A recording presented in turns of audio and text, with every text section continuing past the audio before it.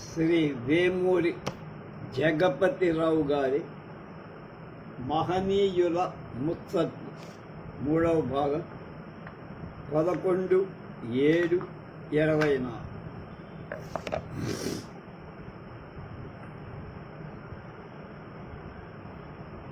ఎడ్ల బండి తోలిన చరిత్రకారుడు డాక్టర్ పట్టాభి. కాంగ్రెస్ పార్టీ చరిత్ర రాసినవాడు. ఆనాడు కాంగ్రెస్ అతిరథ మహారథులలో ఒకడు. గాంధీయిజం అనే దానికి భాష్యకారుడు డాక్టర్ పట్టాభి సీతారామయ్య గారు. అసాధారణ మేధావి, మంచి వక్త. పట్టాభి కాంగ్రెస్ చరిత్రను పట్టాభి రచించిన తీరు చూస్తే ఎంతటి కార్యదీక్షాపరుడు, ఎంతటి మేధావు మనకు అర్థం. 1600 పేజీలు గల కాంగ్రెస్ చరిత్ర డాక్టర్ పట్టాభి కేవలం 59 రోజుల్లో రచించారంటే ఎవ్వరికైనా ఆశ్చర్యం కలుగు. కరణం బిడ్డ. కాంగ్రెస్ పార్టీ చరిత్ర రచన 1935 మే 1న ప్రారంభమై జూన్ 29కి పూర్తి చేశారు. 1600 పేజీలు రాయటంలో 1922-25 సంవత్సరాల కాంగ్రెస్కు సంబంధించి ప్రకటితమైన 3 బులెటిన్లు మాత్రమే ఆయన ఆధారంగా ఉపయోగించుకో. మరే విధమైన గ్రంథాలు కానీ, పత్రాలు కానీ, ఆధారం కూడా లేకుండా, ఇంకొకరి సహాయం లేకుండా డాక్టర్ పట్టాభి తన జ్ఞాపక శక్తి, ప్రతిభ ఈ రెండిటి ఆధారంగా మాత్రమే ఆ పుస్తకం రాశారు. ఆ పుస్తకాన్ని మొదట 5000 ప్రతులు అచ్చేద్దామనుకున్నారు. కానీ ముద్రణకి ముందే 4000 ప్రతులకు ఆర్డర్లు వచ్చాయి. 10,000 కాపీలు వచ్చేసి అప్పట్లో ఆ పుస్తకం ధర ₹8 మాత్రం. గ్రంథం అచ్చు కాగానే పట్టాభి కూడా అందరిలా 4 ప్రతులు సొంత డబ్బుతో ఆయన కొనుక్కున్నారు. పట్టాభి రాసిన కాంగ్రెస్ చరిత్రను చదివిన మహాత్మా గాంధీ ఆయన, ఏమయ్యా, నువ్వు మాట్లాడే మాటలము ములుకుల్లా ఉంటాయా? నువ్వు రాసిన గ్రంథంలో, ఇంత గ్రంథంలో ఎవ్వరిని విమర్శించకుండా, ఎవ్వరిని నొప్పించకుండా ఎలా రాయగలిగావయ్యా అని ప్రశ్నిస్తే అందుకు పట్టాభి చిరునవ్వుతో, బాబుజీ, నేను కరణం బిడ్డను. కరణం ఎప్పుడు రాతలో దొరకడు. జుట్టు ముడేస్తాడు తప్ప తాను దొరకడు. 6 మాసాల్లో హిందీ ప్రావీణ్యం. ఒకసారి గాంధీ పట్టాభితో, మీరు హిందీ ఎందుకు నేర్చుకోరు అని అడిగారు. అందుకు పట్టాభి, సరే చూడండి, వచ్చే కాంగ్రెస్ సమావేశాలలో హిందీలోనే నేను ఉపన్యాసం చేస్తానని పట్టుదలతో 6 నెలల్లోనే హిందీలో గొప్ప ప్రావీణ్యం సంపాదించి కాంగ్రెస్ సమావేశాలు అనర్గళంగా పట్టాభి మాట్లాడారు హిందీలో. ఆయన వాగ్ధోరణి చూసి హిందీ ప్రాంతం వాడేమో అని అంత ఆశ్చర్యపడి, ఆనాటి పట్టాభి ఉపన్యాసంలో ఒక వాక్యం, జో కుచ్ కహనా హైతో హాత్ సే కరో, దాని పెద్ద అక్షరాలతో అట్టపైన రాయించి తన ఆశ్రమంలో వేలాడదీయించారంటే మహాత్మా గాంధీ. ఆ మాటకు ఆయన ఎంత ఫిదా అయిపోయాడు. దాని అర్థం, మనం చెప్పదలిచిన విషయం చేసి చూపటం మంచిది, మాటలు కా. జో కుచ్ కహనా హై, నువ్వు ఏం చెప్పదలుచుకున్నావు, తో హాత్ సే కరో, అది నువ్వు అవలంబించు, ఆచరించు, చూపించు. అంతేగాని మాటలు, వట్టి మాటలు కట్టి పెట్టబోయి గట్టి మేలు తలబెట్టబో అన్నాడు కదా మన గురదాడు. ఇక పట్టాభి పాకశాస్త్ర ప్రావీణ్యం. ఒకసారి కాంగ్రెస్ మహాసభలు జరుగుతుండగా వంటవాడు హఠాత్తుగా సమ్మె చేసి కాంగ్రెస్ నాయకులు, ప్రతినిధులు భోజనాలు తయారు చేయించడం ఎలా అని కింద మీద పడుతూ ఉంటే డాక్టర్ పట్టాభి చటుక్కున కొంతమంది కాంగ్రెస్ వాలంటీర్లను వెంటబెట్టుకుని వంటశాలకు వెళ్ళి వంటలన్నీ స్వయంగా చేసి తన పాకశాస్త్ర ప్రావీణ్యాన్ని నిరూపించారు. ఒక బ్లేడు 6 నెలలు గడ్డం గీయటానికి ఉపయోగించారు.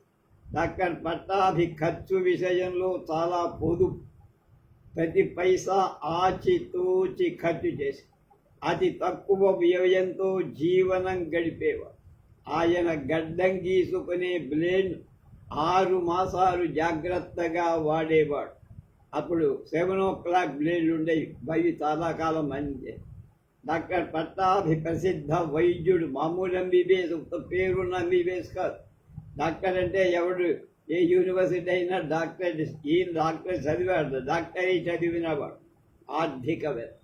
ఆయన అనేక ఆర్థిక సంస్థలు నెలకొని పోషించి ఆంధ్ర బ్యాంక్, భారత లక్ష్మీ బ్యాంక్, ఆంధ్ర ఇన్సూరెన్స్ కంపెనీలు మొదలైనవి ఆయన స్థాపించి పోషించినవి. ఆంధ్ర బ్యాంకుకి care of address Bandar, Machilipatnam.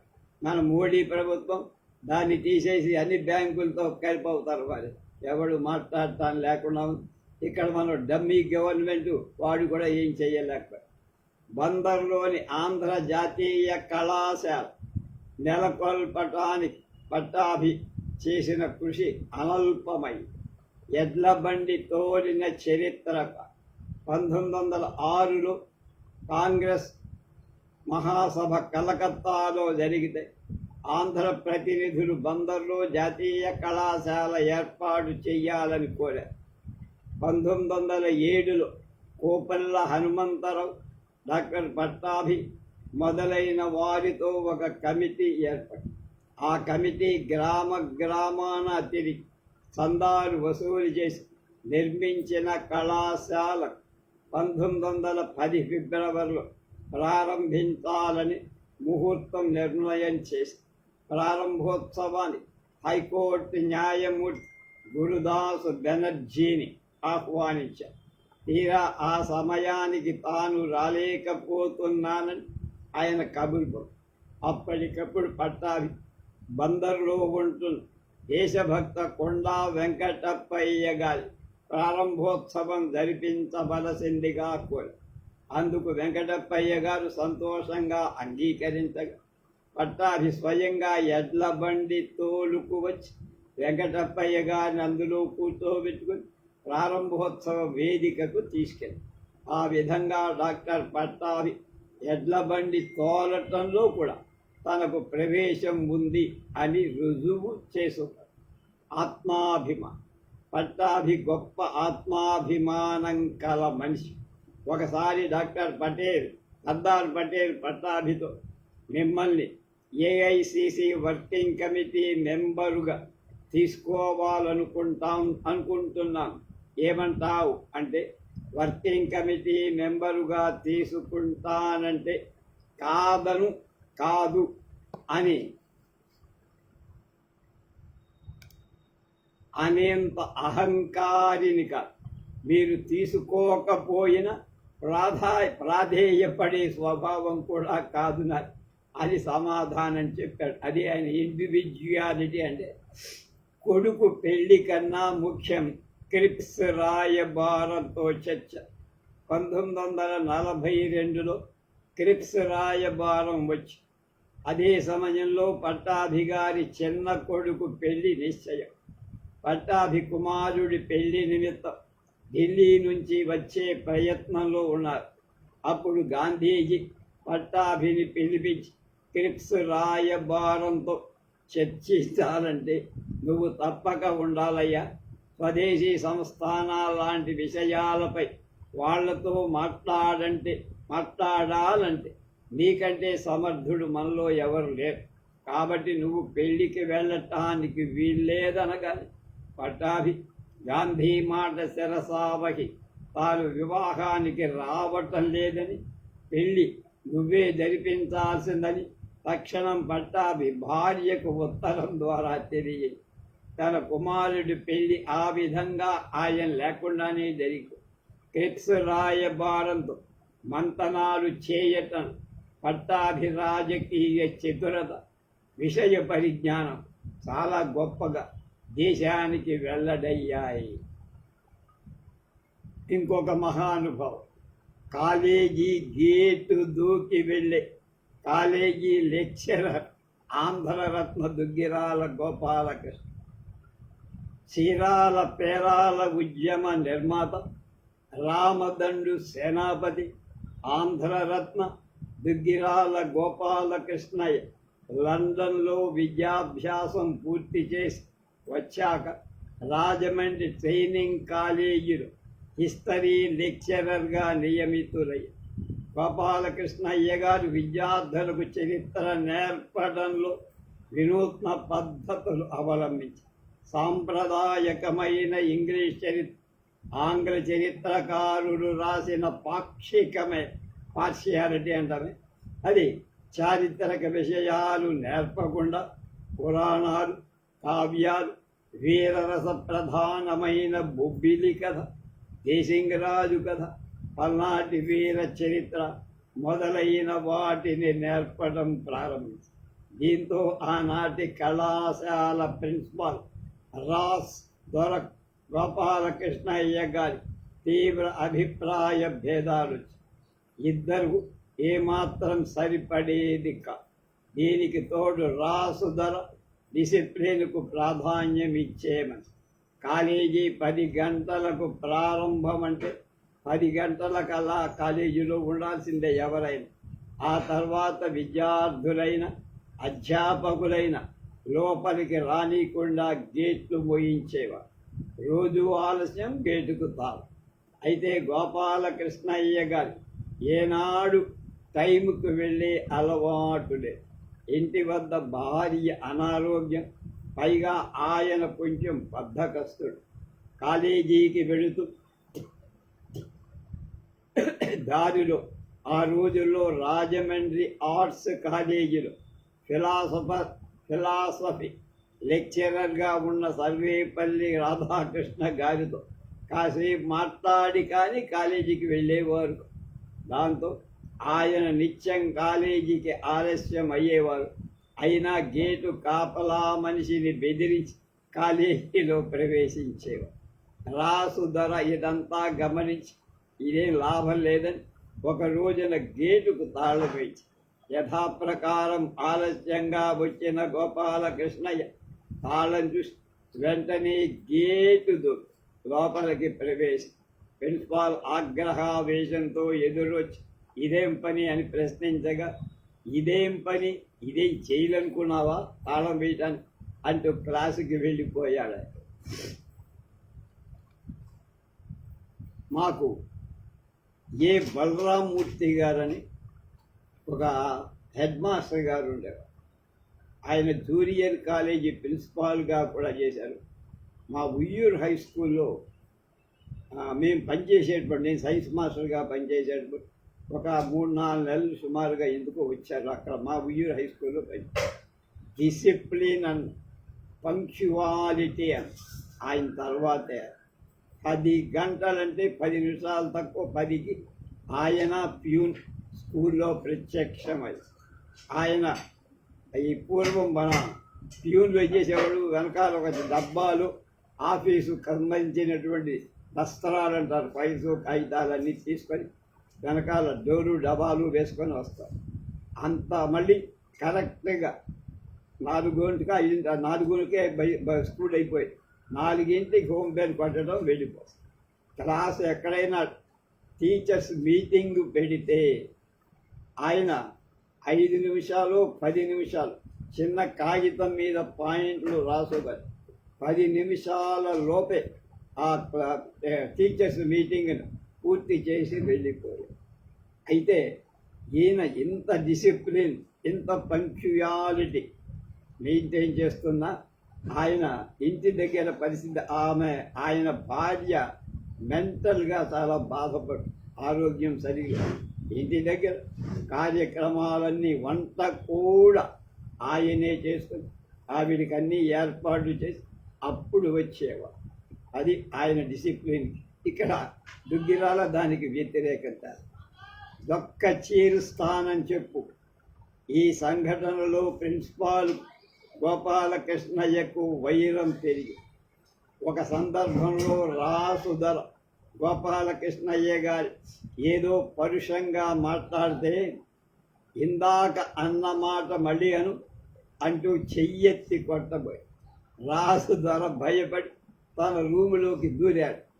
ఇది జరిగిన కాసేపటి రాసుధర తన బంట్రోతుని పిలిచి గోపాలకృష్ణయ్య ఏం చేస్తున్నాడో చూసి రమ్మన్నాడు. వాడు వెళ్ళి గోపాలకృష్ణయ్య గారు పాఠం చెబుతున్న క్లాసు ముందు అటు ఇటు తచ్చలాడుతుంటే గోపాలకృష్ణయ్య గారు వాడిని పిలిచి, ఏమిటి ఈ పచారేమిటి అని ప్రశ్నిస్తే ఆ అమాయకుడు తడబడుతూ, ఏం లేదండి, ప్రిన్సిపాల్ త్వరగా తమరు ఏం చేస్తున్నారో చూసి రమ్మన్నారండి అన్నాడు.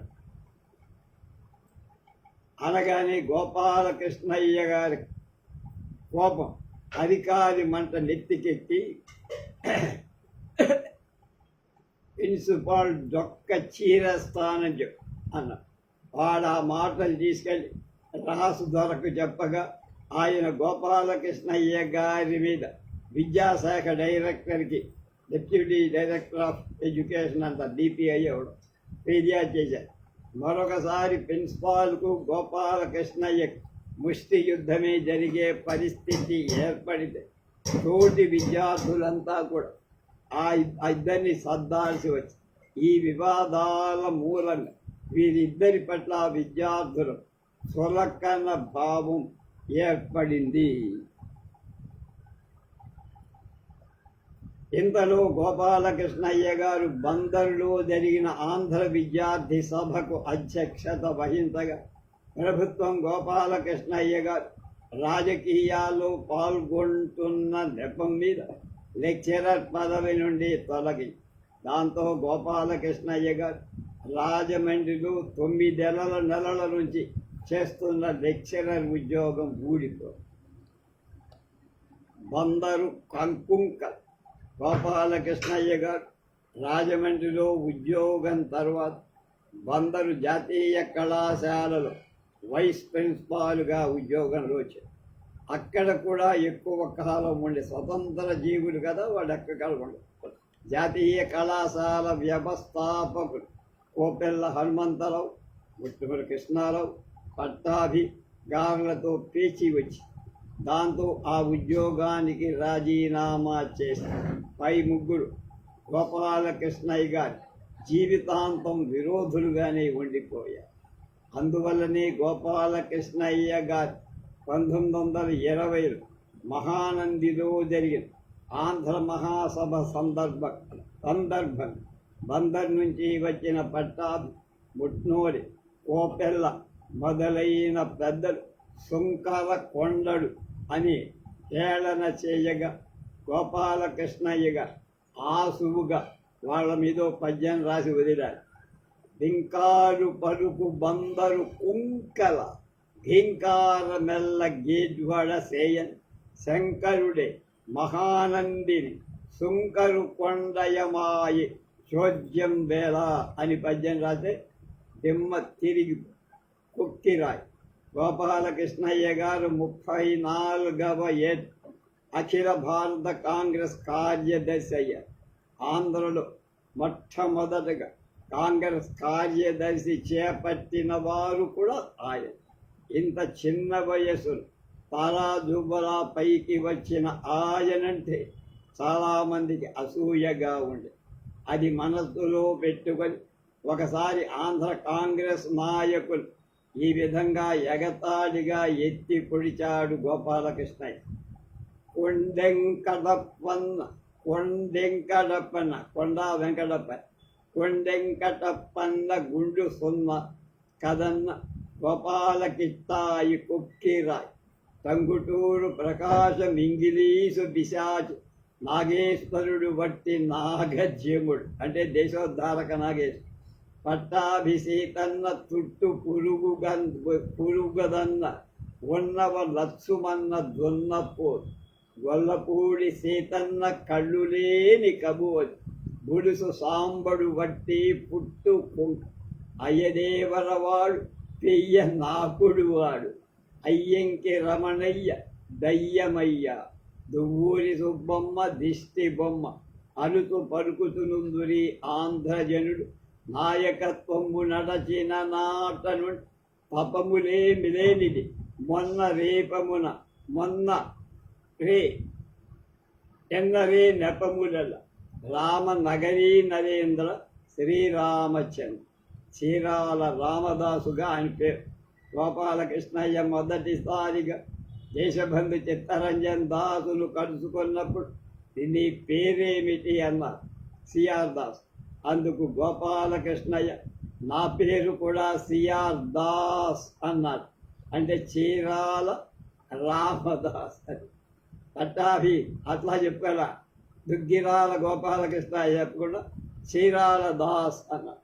చీరాల పేరాల ఉద్యమ నిర్మాత గోపాలకృష్ణయ్య గారి వాక్ చమత్రుడు చిత్తరంజన్ దాస్ ఎంతో ముచ్చటపడి ఆయన పట్ల అభిమానంగా ఉండేది.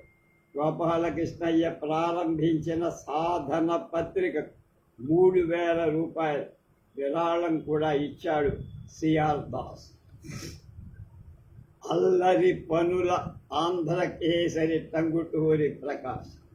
ఆంధ్రకేసరి టంగుటూరి ప్రకాశం పంతు చిన్నప్పుడు ఊళ్ళో అల్లరి పిల్లలకు నాయకత్వం వహించి అనేక చిలిపి పనులు చేసేవారు.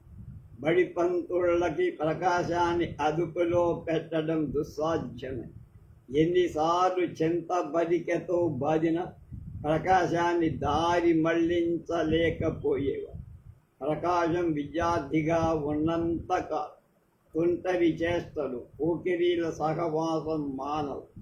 పంతులు గారి గోచి ఇది. ప్రకాశం పంతులు హై స్కూల్లో చదువుతున్నప్పుడు జరిగిన ఒక సంఘటన. ఒకరోజు క్లాస్ టీచర్ బోర్డు మీద లెక్కలు వేసి చూపిస్తూ ఉంటే ప్రకాశం మెల్లగా లేచి వేలాడుతున్న ఆయన గోచీని కుర్చీకి కట్టేశారు.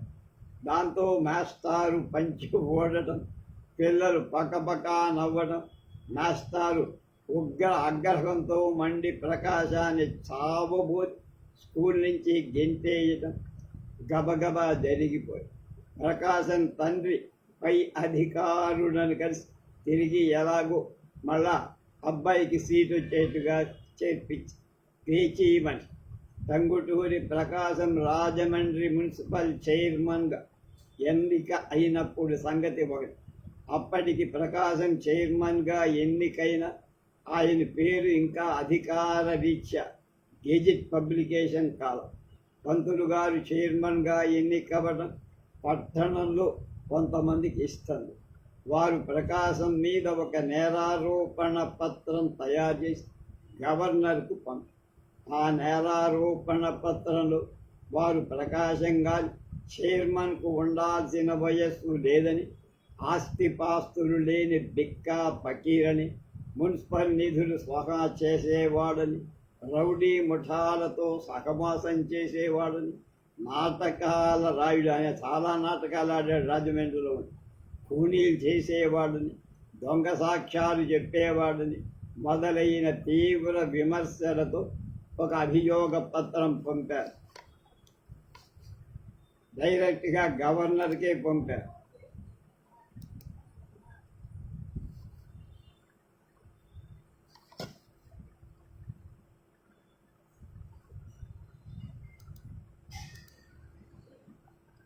దాంతో ఆగకుండా ఆ నేరారోపణ పత్రాన్ని పరిశీలించిన గవర్నర్ ప్రకాశం ఎన్నికలు రద్దు చేస్తారని ఒక పుకారు లేచి అప్పుడు ప్రకాశం మద్రాసు వెళ్ళి గవర్నర్ని కలిసి తనపై వచ్చిన ఆరోపణలు నిరాధారమైనవి గవర్నర్ ఎదుట తీవ్రంగా ఆయన వాదన విన్న గవర్నర్ తన సెక్రటరీతో అతడు పేచీకోరు మనిషి అయినా అతన్ని కాదనలే, అతని పేరు గెజిట్లో ప్రకటించండి అన్నారు.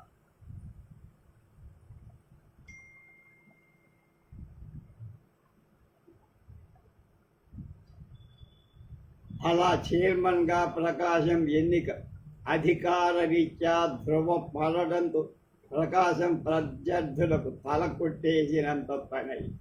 తరువాత కొంతకాలానికి ప్రకాశం బారిస్టర్ చదవటం కోసం చైర్మన్ పదవికి రాజీనామా చేసి ఆ పత్రాన్ని మద్రాసు గవర్నర్కు పంపుతూ రాజమండ్రి మున్సిపాలిటీ సొమ్మును జాగ్రత్తగా అప్పగిస్తున్నానని వ్యంగ్యంగా ఉత్తరం రాశారు. 70,000 ఫీజు. ప్రకాశం పంతులు బారిస్టర్ అయిన తర్వాత మద్రాసులో ప్రాక్టీస్ మొదలుపెట్టి అతి త్వరలో ప్రాక్టీస్ పెరిగి లక్షలు సంపాది వారాలు తిని చదువుకున్న ప్రకాశం బారిస్టర్గా విపరీతంగా ఆర్జించారు. ధరలు చాలా తక్కువగా ఉండే ఆ రోజుల్లోనే గోదావరి జిల్లా పోతునూరు గ్రామానికి చెందిన ఒక కేసులో ప్రకాశం గారి 70,000 రూపాయల ఫీజు ముట్టి ప్రకాశానికి ఆదాయం ఎంత అధికంగా ఉండేదో ఖర్చు కూడా అంతే ధారాళంగా. ప్రకాశం అనేక మంది దగ్గర బంధువులు సన్నిహితులు విరివిరిగా ఆర్థిక సాయం చేసేవారు. నిత్యం వారి ఇల్లు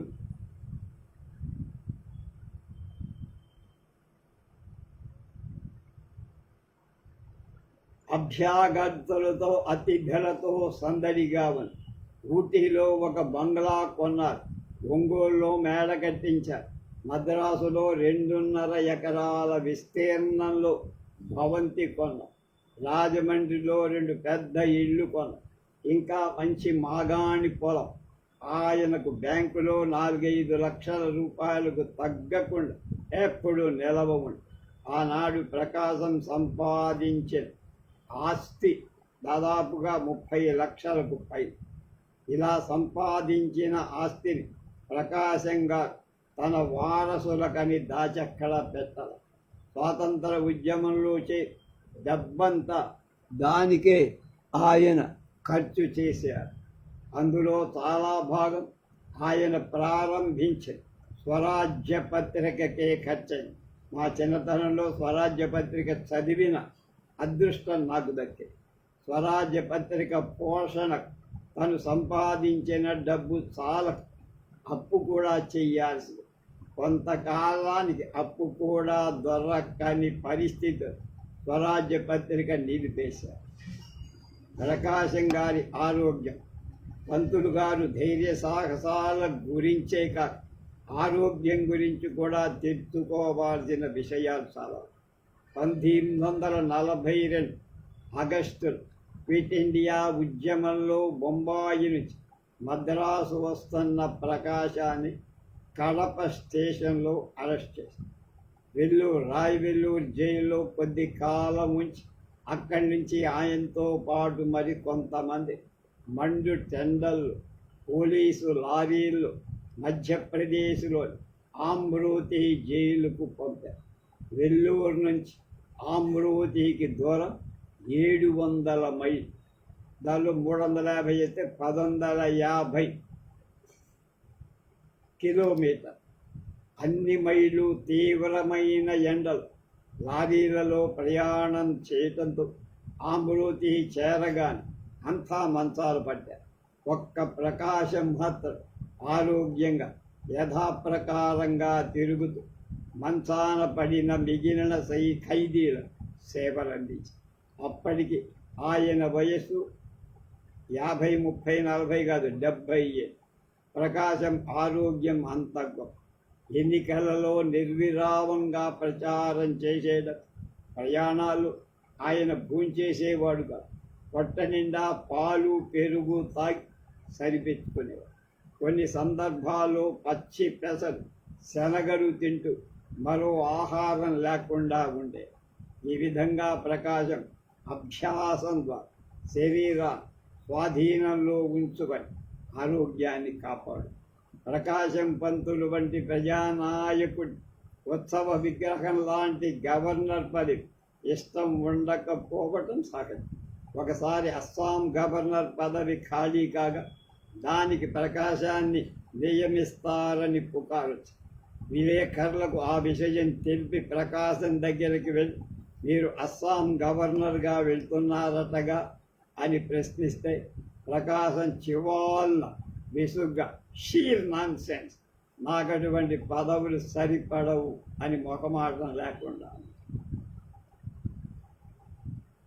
డిగ్రీ కూడా చదవకుండా వైస్రాయ్ సలహాదారైన విపి మీనా భారతదేశానికి స్వాతంత్రం వచ్చిన మొదటి రోజులు కేంద్ర ప్రభుత్వానికి సలహాదారుగా వైస్రాయ్ లార్డ్ మౌంట్ బాటన్, మాజీ ఉప ప్రధాని సర్దార్ పటేల్ అత్యంత విశ్వాసపాత్రుడుగా ఉన్న విపి మీనన్ అసాధారణ ప్రతిభావం, హోంశాఖ కార్యదర్శిగా వందలాది సంస్థానాల ఇండియన్ యూనియన్లో చేర్పించటానికి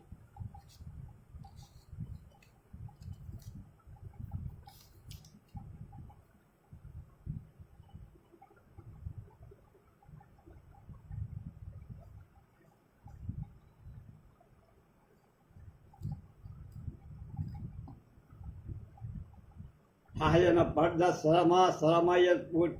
రాజనీతిజ్ఞత ఇండియా చరిత్రలో శాశ్వతంగా లెక్కింప. డిగ్రీ కూడా లేదు. ఇంతటి ప్రతిభాశాలి అయిన విపి మీనన్ ఏ యూనివర్సిటీ నుండి డిగ్రీ చదివి తీసుకో, ఉన్నత చదువులకు లండను వెళ్ళాలి, ఐసీఎస్ పరీక్ష పాసు కాదు అంటే ఎవ్వరూ నమ్మరు. అది నిజం. విపి మీనన్ తన 13వ ఏట నాటికే చదువు పూర్తి చేశారు. స్వస్తి చెప్పేసి అతి పేద కుటుంబంలో పుట్టిన మీనన్ 12 మంది తమ్ముళ్ళు చెల్లెళ్ళు ఉండేవారు. తని సంతానంలో పెద్దవారు. అందువల్ల కుటుంబ పోషణ కోసం చదువు స్వస్తి చెప్పి ఏదో ఒక వృత్తిలో ప్రవేశించాల్సి వచ్చి మీనన్ కొన్నాళ్ళు కూలీగా పనిచేసి బొగ్గుగని కార్మికుడు, ఫ్యాక్టరీ కార్మికుడు, రైల్వే కార్మికుడుగా కూడా పని, మరికొంతకాలం పత్తి బేరగాడిగా కూడా ఉన్నాడు. స్కూల్ టీచర్గా కొద్ది కాలం, ఆ తర్వాత టైపు నేర్చుకొని ప్రభుత్వ సర్వీసులో గుమాస్తాగా చేరి 15 రూపాయలు. మీనన్ గుమాస్తా ఉద్యోగంలో చేరేందుకు సిమ్లా వెడుతున్నప్పుడు జరిగిన సంఘటన ఆయన జీవితంలో మరుపురా. రైల్లో వెడుతున్న మీనన్ జేబును దొంగలు కొట్టేశారు. ఇక తన వద్ద పైసా కూడా లేదు. ఢిల్లీలో రైలు దిగి మీనన్ ప్లాట్ఫారంపై నిలబడ్డ ఉన్న ఒక వృద్ధ సిక్కు దగ్గరకు వెళ్ళి తన పరిస్థితి అంతా విన్నవించి సిమ్లా వెళ్ళటానికి 10 రూపాయలు అప్పుగా ఇవ్వాలని కోరారు. ఆ వృద్ధ సిక్కు జాలిపడి వెంటనే 15 రూపాయలు మీనన్ చేతిలో పెట్టి సిమ్లా వెళ్ళిన తరువాత పైకం తిరిగి పంపుదామనే ఉద్దేశంతో ఆ వృద్ధ సిక్కు చిరునామా అడగా, నా చిరునామా ఎందుకని, ఇలాగే నీ వద్ద ఎవరైనా ఇబ్బందుల్లో పడి సహాయం కోస్తే ఆ 15 రూపాయలు చొప్పున ఇస్తూ ఉండి మర్చిపో. నీ నియమం నువ్వు నీ జీవితాంతం పాటించు, దేవుడు నీకు మేలు చేస్తాడు, వెళ్ళరా నాయన అన్న. అప్పటి నుంచి మీనన్ తన జీవితాంతం ఆ సిక్కు చెప్పిన నియమం పాటిస్తూనే ఉండే. సహాయం కోసం వచ్చిన అభాగ్యులందరికీ 15 రూపాయలు ఇచ్చి పంపారు. బెంగుళూరులో ఆయన గృహంలో మంచాన పడి ఇంకా 1-2 రోజులకు చనిపోతారనగా ఒక బిచ్చగాడు తన ఇంటికి రాగా తన కుమార్తె చేత 15 రూపాయలు ఇచ్చి పంపించి 6 గంటలలో ప్రాణాలు. 1929 గుమాస్తాగా చేరిన విపి మీనన్ 1947 నాటి కేవలం తన స్వశక్తితో వైస్రాయికి సలహాదారయ్యారు. భారత పాకిస్తాన్లకు స్వాతంత్రం ఇవ్వటానికి కావలసిన ప్రణాళిక సాధ్యమైనంత త్వరగా తయారు చేసి ఇవ్వమని వైస్రాయ్ లార్డ్ మౌంట్ బాటన్ విపి మీనన్ను కోరగా ఆ పత్రాన్ని కేవలం 6 గంటల వ్యవధిలో తయారు చేసి మీనన్ ఆనాటి ఐసీఎస్ అధికారుల రాజ్యాంగవేత్తలు ఆశ్చర్యచకితుణ్ణి చేశారు.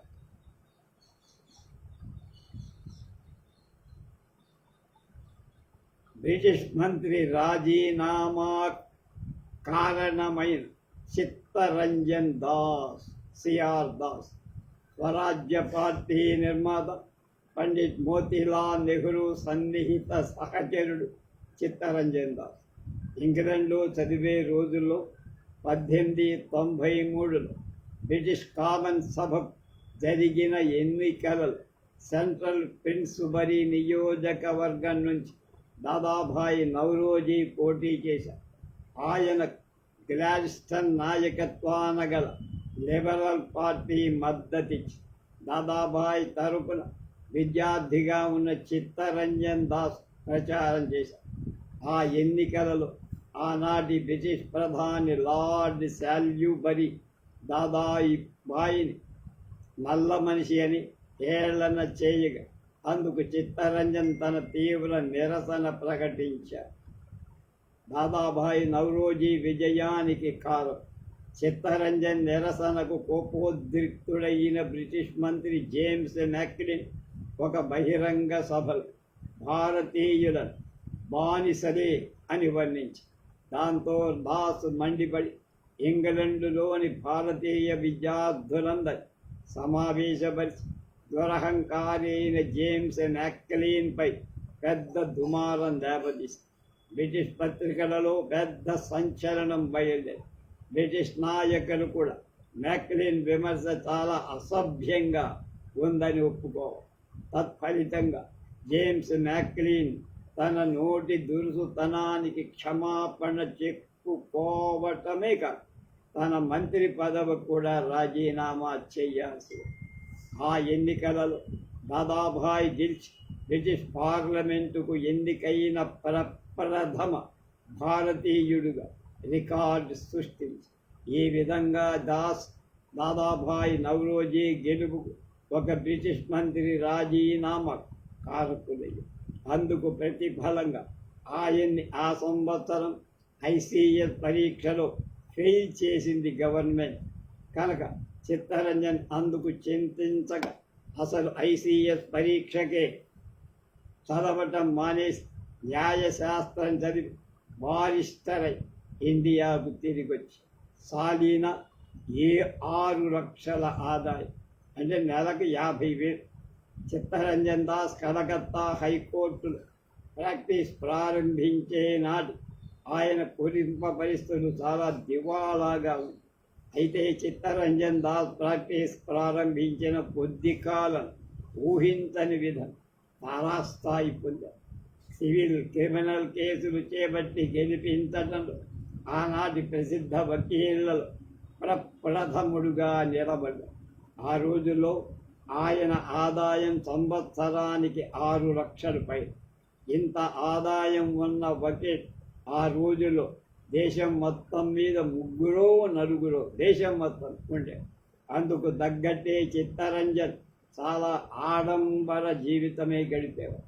ఆయన ఇల్లు ఐరోపాలోని కోటీశ్వరుల భవంతికి సమానంగా ఇటలీలో తయారు చేయించిన భోజనాల బల్ల పెద్ద పెద్ద హోటల్స్లో ఉండే బల్ల కన్నా పెద్ద. భోజనాలు వడ్డించడానికి హోటల్స్లో లాగా యూనిఫామ్ ధరించిన సర్వర్లు ఉండేవారని చిత్తరంజన్ సన్నిహితంగా మెలిగిన టంగుటూరు ప్రకాశం తన జీవిత చరిత్రలో రాశారు. ఇంట్లో పాత్రలన్నీ వెండితో చేయబడ్డవి. ఆయన ఇంట్లో ప్రతిరోజు సాహిత్య చర్చలు, సంగీత కచేరీలు జరిగాయి. చిత్తరంజన్ దాస్ వకీల్ జీవితానికి స్వస్తి పలి రాజకీయాలలో ప్రవేశించడంతో ఆయన ఆదాయం కూడా పడిపోయింది. కలకత్తాలో ధనవంతులలో ఒకరుగా పేరు పొందిన ఆయన పేదవాడైపోయి చిత్తరంజన్ చనిపోయేమో తన ఆస్తిగా మిగిలిన ఇంటిని అమ్మి బాకీలు మిగతా సొమ్ము ట్రస్టుగా ఏర్పడి పేద ప్రజలకు ఉపయోగపడే పనులు చేయాల్సింది వీలునామా వీలు రాశారు. చిత్తరంజన్ దాస్ చనిపోయిన తర్వాత ఇంటిని తనఖా పెట్టుకున్న రుణదాత తమ బాకీలు వదులుకొని ఆ ఇంటి ట్రస్ట్ ధర్మకర్తలకు అప్పగించి ప్రస్తుత ఆ ఇల్లు చిత్తరంజన్ సేవా సదన్. పేద ప్రజలు వైద్య సౌకర్యాలు కల్పిస్తారు. ఈ సేవా సదన్కు గాంధీ కూడా 8 లక్షల రూపాయలు నిధులు వసూలు చేసి అందించారు. ప్రజాదరణ. దేశ ప్రజలు చిత్తరంజన్ దాస్ పట్ల చూపిన ఆదరాభిమానం అనన్య సామ. ఇందుకు ఒక ఉదాహరణ.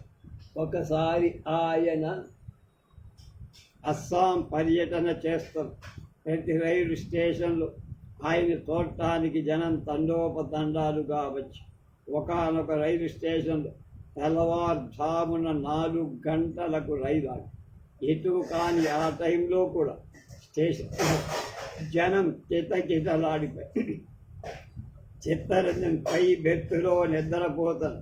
ఆయన భార్య ఇతరులు కింద సీట్లలో కొనికి పాటుపడు. ఇంతలో ఒక దృఢకాయు అజానుబాహుడైన వ్యక్తి రైలు తలుపు తోసుకొని అమాంతం లోపలికి వచ్చి దేశబంధు ఎక్కడా అని ప్రశ్న. చిత్తరంజన్ భార్య అనుచరులు బెదిరి దిక్కులు చూస్తారు. అప్పుడు ఆ వ్యక్తి పై బర్త్లో నిద్రిస్తున్న దేశబంధుని చూసి, నేను 7 రోజులు నడిచి దేశబంధు దర్శనార్థం ఇక్కడికి వచ్చి 2 రోజుల నుండి తిండి లేకుండా ఈ ప్లాట్ఫారం మీద వేచి ఉంది. తక్షణం ఆయన్ని చూడాలంటూ అమాంతంగా నిద్రిస్తున్న చిత్తరంజన్ అవలీలగా చేతుల్లో ఎత్తుకొని బయట గుమికూడి ఉన్న జనసందోహానికి చూపించి నిద్రాభంగం కలిగిన చిత్తరంజన్ ఏదో రైలు ప్రమాదం జరిగింది కాబోలని గాబరాపడు. తీరా విషయం తెలిసిన తర్వాత పక్కన నవ్వుకున్నా. రేపు అద్భుత ఉపన్యాసాల సురేంద్రనాథ్ బెనర్జీ వారి గురించి తెలుసుకో.